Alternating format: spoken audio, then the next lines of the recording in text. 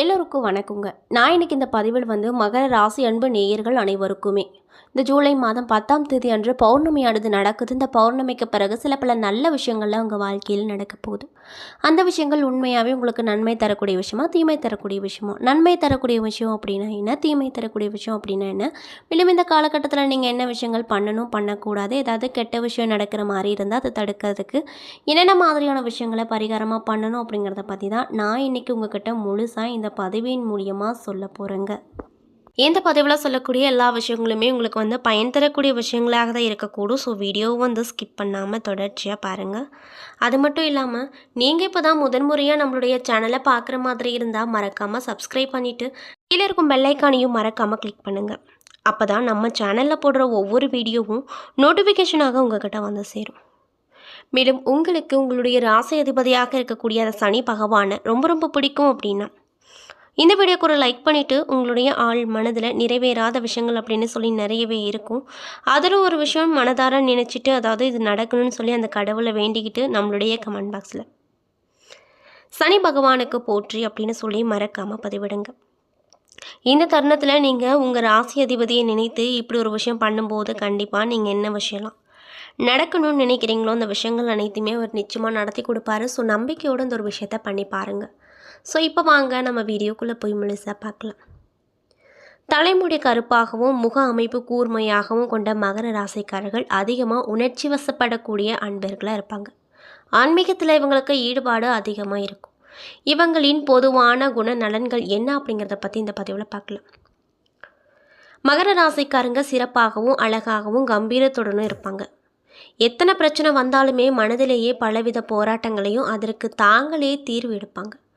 இதே மனதிலேயே மற்றவர்களையும் எடை போடுவாங்களாம்.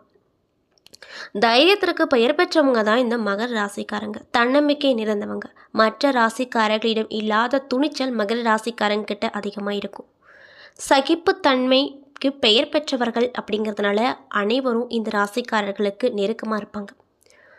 சூழலுக்கு ஏற்றவாறு தங்களை மாற்றிக்கொள்வதால் நட்பு வட்டாரம் இவங்களுக்கு பெரிய அளவில் இருக்கக்கூடுங்க.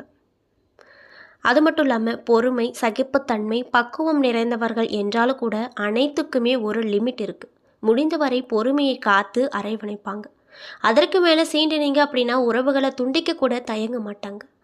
ஆனாலுமே லேசில் இவங்களுக்கு கோபம் வராது. மென்மையும் நாகரிகமும் மிக்கவங்களாக இருப்பாங்க. எதையும் உழைத்து பெற வேண்டும் அப்படின்னு அதிகமாக நினைப்பாங்க. தாங்கள் மட்டுமில்லாமல் தங்களின் குடும்பத்தையும் சேர்த்தே உயர்த்துவாங்க இந்த மகர ராசிக்காரங்க. எதையுமே பிளான் செய்து தான் இவங்க பண்ணுவாங்களாம். அதனால தான் தன்னுடைய குடும்பத்தையும் சேர்த்து உயர்த்துவதில் முன்னுரிமை தருவாங்க.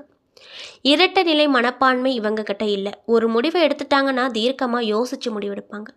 அதே போல் எடுத்த முடிவுலையும் உறுதியாக நிற்பாங்க. இவங்களை நம்பி நீங்கள் எந்த ரகசியத்தையும் சொல்லலாம். அந்த அளவுக்கு நம்பிக்கையானவங்களாக இருப்பாங்க. மகர ராசிக்காரர்களின் மிகப்பெரிய பலம் மற்றும் பலவீனம் என்னன்னு பார்த்தீங்கன்னா பிடிவாத குணம்தான். லட்சிய பிடிப்பு கொண்ட மகர ராசிக்காரங்க தங்களது லட்சியத்தை அடைய பொறுமை காப்பாங்க. இவங்க கிட்ட இருக்கக்கூடிய ப்ளஸ் பாயிண்ட் எல்லாம் என்னன்னு பார்த்தீங்கன்னா பொறுமை தாங்க. குடும்பம், நட்பு என அனைத்திலுமே இவர்களுக்கு உறவு அதிகமாக இருக்கும்.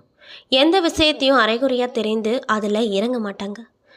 நாலா பக்கமும் விசாரித்து அல்லது போதுமான தகவல் கிடைத்த பிறகுதான் அதில் களமிறங்கி வெற்றி பார்ப்பாங்க. ஒழுக்கத்துக்கு பெயர் போன மகர ராசிக்காரங்க போலித்தனம் இல்லாமல் பழகக்கூடியவங்க அப்படிங்கிறதுனால இந்த ராசியினரை நம்பி நீங்கள் எந்த விஷயமா இருந்தாலும் செய்யலாம். மேலும் காதல் இந்த ராசிக்கு பிடித்தமானது. மகர ராசிக்காரங்க காதலியாக இருந்தால் அவரது அன்பு உங்களுக்கு குறையாமல் அப்படியே கிடைக்கும். அது மட்டும் இல்லாமல் அலுவலக பணிகள் என்றாலுமே இழுத்து போட்டுக்கொண்டு இவங்க அதிகமாக செய்வாங்க. இதற்கான நற்பெயர் எடுப்பாங்க. இவங்களுக்கு சும்மா இருக்கவே பிடிக்காது. எப்பொழுதுமே சுறுசுறுப்பாக ஏதாவது வேலை செஞ்சு கொண்டே இருப்பாங்க. ஒரு வேளை அலுவலகம், கடை வைத்திருப்பவர்களாக இருந்தால் வீட்டில் தங்கவே மாட்டாங்க. அதற்கு மாற அலுவலகம், தொழில் செய்யும் இடம் அல்லது கடைகளிலேயே எந்நேரமும் பிஸியாக இருப்பாங்க. ஒரு செயலில் முடிவெடுத்துட்டாங்க அப்படின்னா உறுதியாக இருப்பாங்க. ஆனாலும் அதற்கு முன் மற்றவர்களின் அபிப்பிராயங்களை கேட்டுக்கொள்வாங்க. இறுதியில் தாங்கள் நினைத்தது மட்டுமே செய்வாங்க. அதே போல் கருப்பு நிறம் மகர ராசிக்காரர்களுக்கு ஏற்றது.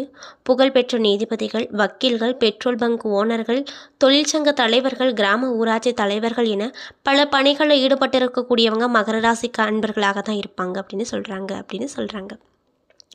அதே போல் இவங்க 40 வயசுக்கு மேலே தொழில்துறையில் சாதனைகளை படைப்பாங்க அப்படின்னும் சொல்லப்படுதுங்க.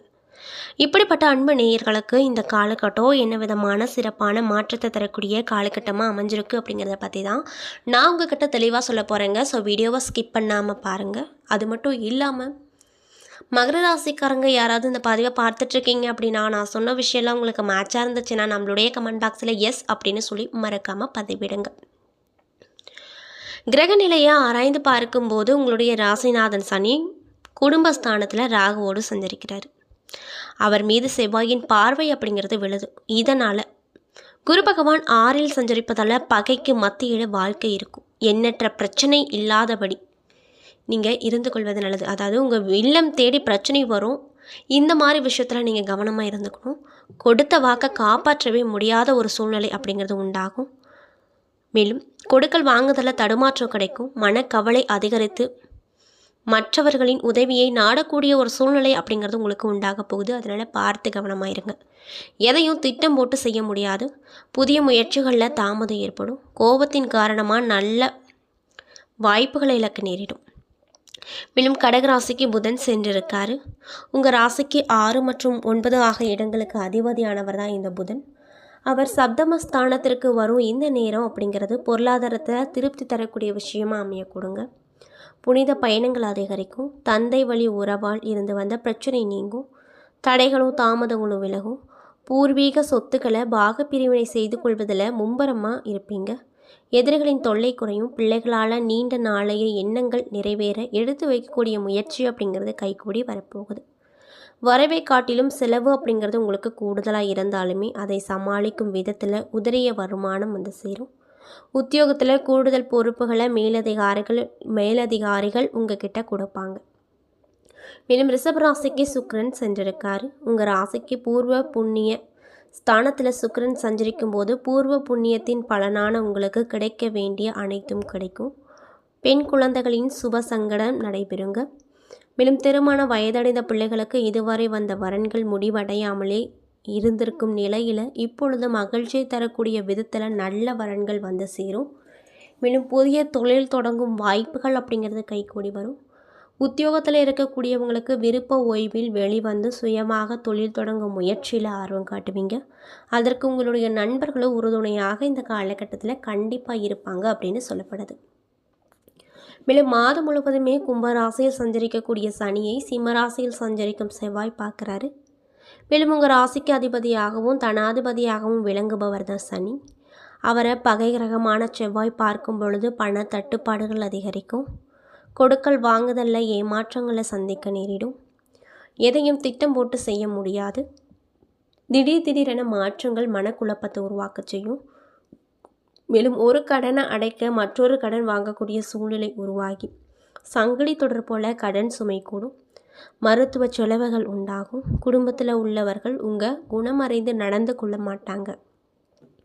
மேலும் பொது வாழ்வில் ஈடுபட்டிருக்கக்கூடிய அன்பு நேயர்களுக்கு இந்த காலகட்டம் எப்படி இருக்க போகுதுன்னு பார்த்தீங்கன்னா, போட்டியாளர்களின் எண்ணிக்கை அதிகரிக்கும். வியாபாரம் மற்றும் தொழில் செய்பவர்களுக்கு முதலீடுகள் செய்வதில் தடை ஏற்படுங்க. உத்தியோகத்தில் இருக்கக்கூடியவங்களுக்கு உடன் பணிபுரிபவர்களின் அனுசரிப்பு குறையக்கூடும்.